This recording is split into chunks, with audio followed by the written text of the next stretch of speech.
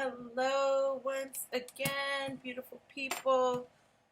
I am so thankful to have you guys join me once again for another rendition of True Crime Astrology. And, excuse me. Um, so, I'm so sorry about the glare. Like, I really am going to have to invest in some kind of something, but I will be moving soon, so maybe, you know, it'll be better lighting where I end up. So anyway, I know that I just finished. With the transits and the birth chart of Shanann Watts, and I may have indicated that I was going to go back and actually uh, do another one on that case for the mistress, at least just her, which is it's still up in the air. I don't know what I'm going to do with all that, but I don't know if you all have been following the case of Lori Vallow and Chad Daybell, and the children of Lori Vallow that went missing after she in my I'm not okay. She her fourth husband was shot and killed by her brother.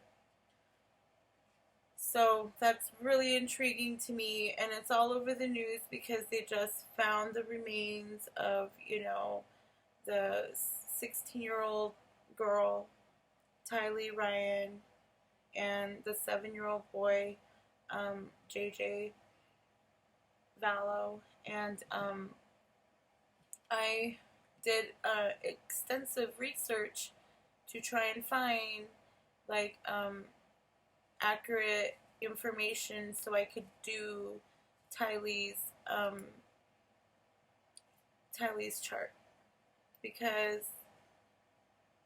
gosh, she was just 16, she was like almost there. She was like about to, like, not even be around her mom anymore.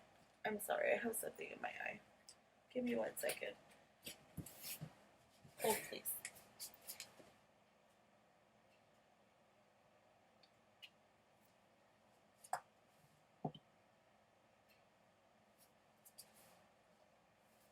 See, this is what I mean. I'm gonna have to invest in, like, some kind of equipment to do these series. And I used to have a really good camera back in the day, but that was like years ago. Okay. Sorry about that. Anyway, so so I looked up her chart. I looked up Tylee Ryan's chart, and this is, like, super intriguing. Like, I can't even begin to describe, like, the horrible evilness that her mother was and is, and, like, caused her to die. Like, it is, like, horrible. Okay, so Tylee Ryan was born in September 24th of 2002, and so I even just by looking at her picture, like, she was such a beautiful, beautiful soul, like a beautiful. And this is the thing about Libra risings, is that they're, like, really easy on the eyes, and they're beautiful to look at. and she was a Libra rising, but she she was also a Libra sun, but her sun was in the 12th house. So um, it was like kind of like her shine was like kind of like dimmed down, and she was not comfortable with, like, all the situations that her mom would put her in. And it was like quick situations that she had to react and like behave as such, because not only does she have the sun in her 12th house in Virgo. No. Okay, so she shares the 12th house with Virgo and Libra. Okay, she was a Libra, but she was a Libra at I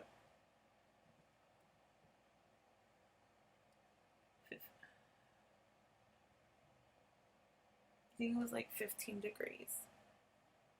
Yeah.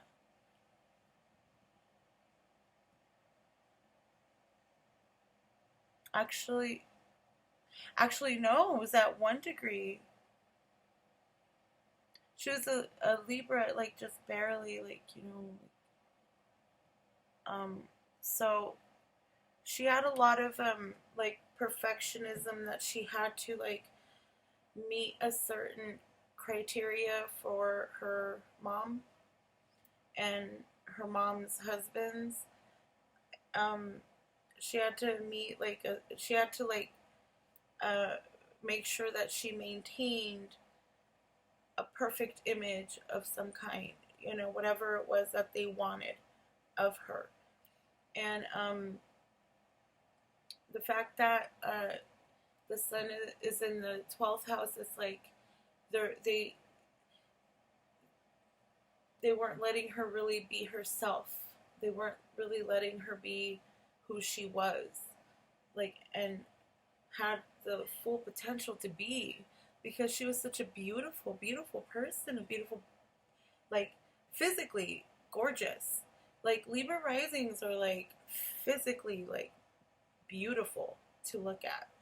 And also, like, they maintain, like, they try to justify um the behavior of the people they love, like, they're just, like, trying to, like, be like, okay, all right, we can handle this, we can do this. I can see your point, Mom. That another sad case. These cases are really sad, and I do apologize for just going over all these things. But someone needs to speak up for this poor girl. Okay, so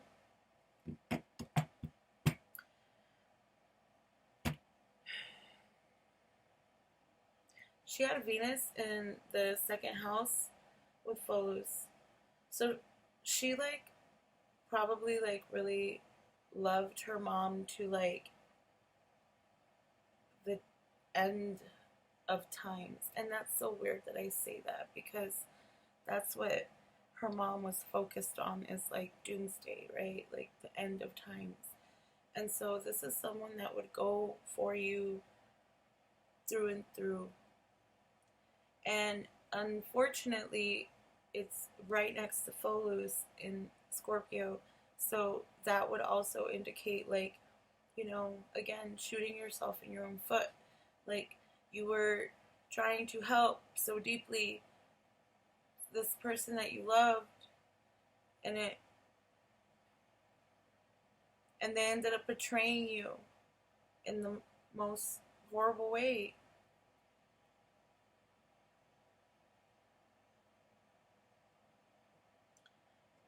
Third house, I don't know if I've made this clear in my past videos, but, like, third house is also, like, communication and siblings. Like, it could be, like, just the way that you speak, the way you talk with people. if you talk with people, how your relationship with your siblings is.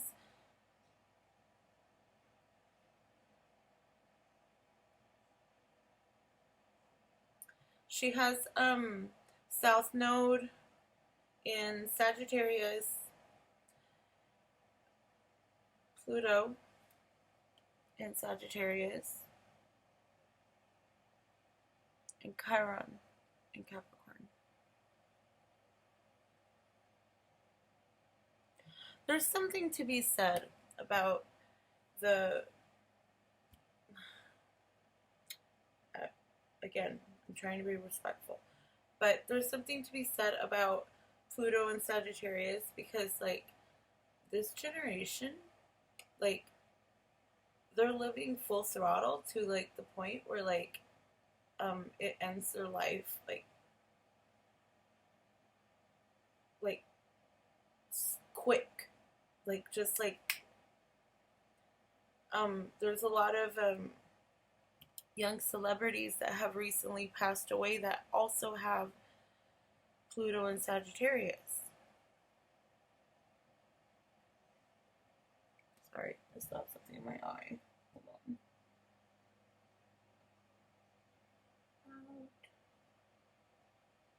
Okay, I think I got it. Oh. And then, like, the fact that she has, like, Chiron in the third house is like, you know, she cared deeply about her siblings. Like, and it was kind of like, it was almost paradise, you know? Like, kind of like, almost, she almost had it all. And also with, like, the third house in Sagittarius would be, like, you know, an indicator of, like travel. And she did. She I believe was born in Texas and then moved with mom and new husband to Hawaii and then to Arizona and then to Idaho. Like, she was all over the place. And she kind of felt like this deep, like, trying to protect her baby brother, you know? And so I think that's probably why she went missing first. Because they were like, they would not be able to, the mom and the new husband would not be able to achieve whatever in the freaking world they were trying to achieve. Like, God knows what. She would stand in their way.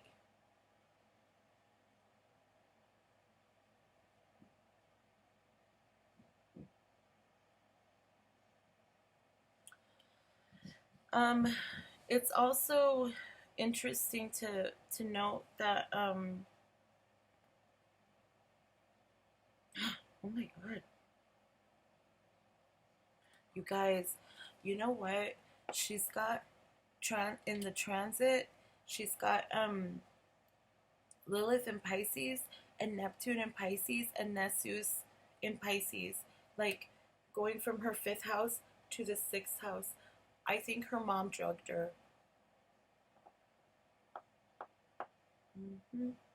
I think that's how she was able to gain control because she was such a strong-willed person. Tylee was such a strong-willed person. I think they, like, put some, I don't know. Pisces is like, you know, kind of like drugging. It would be like, and that's in the house of health. In the house of health, so, like, I don't even want to imagine.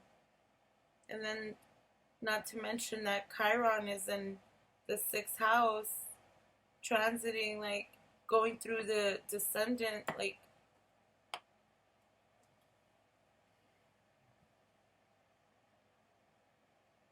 they probably, like, made her believe that she was going somewhere, doing something, or taking her, like, on a trip. Like, kind of like, you know, gaslighting. And then, like, because that last picture, if you guys look at it, where she's like looking like up like this, like she looks like she either just got up from sleeping or has been, like, you know, drugged. It's it's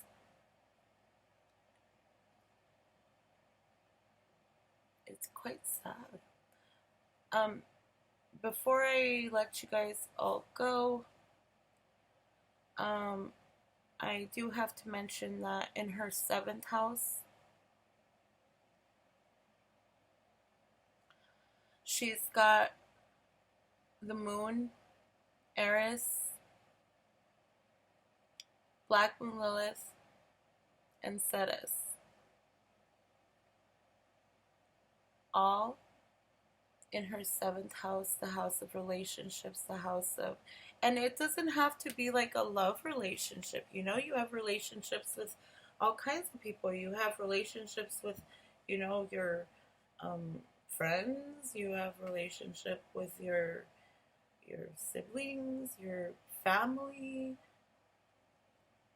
Of course, it could be like, you know, a love relationship, but I don't think this is the case because the moon is right next to it. And so I think Lori Vallow was like very, very manipulative and abusive toward her. And kind of like, I even think she was like jealous of her for some reason.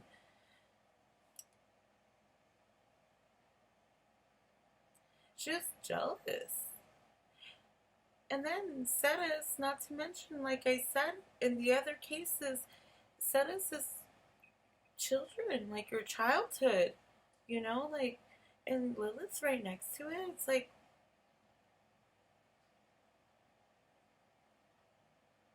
something, she didn't like something about her daughter.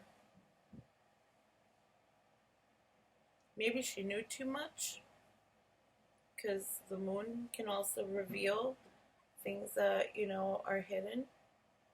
And then in the eighth house, of course, she's got Sedna, poor girl, and um, her fortune in Taurus.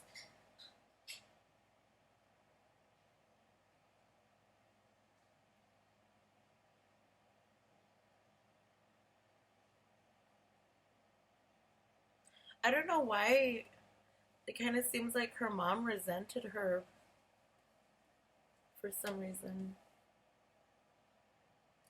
And maybe it was easy to manipulate Tylee.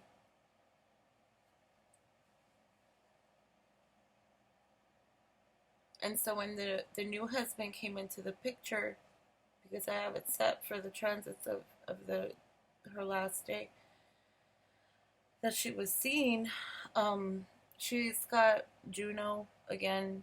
The spouse doesn't have to necessarily be like, you know, hers.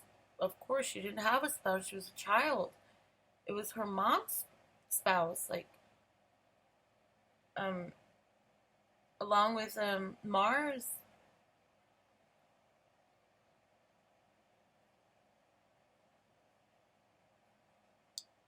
Her mom was very selfish when it came to this, making this decision.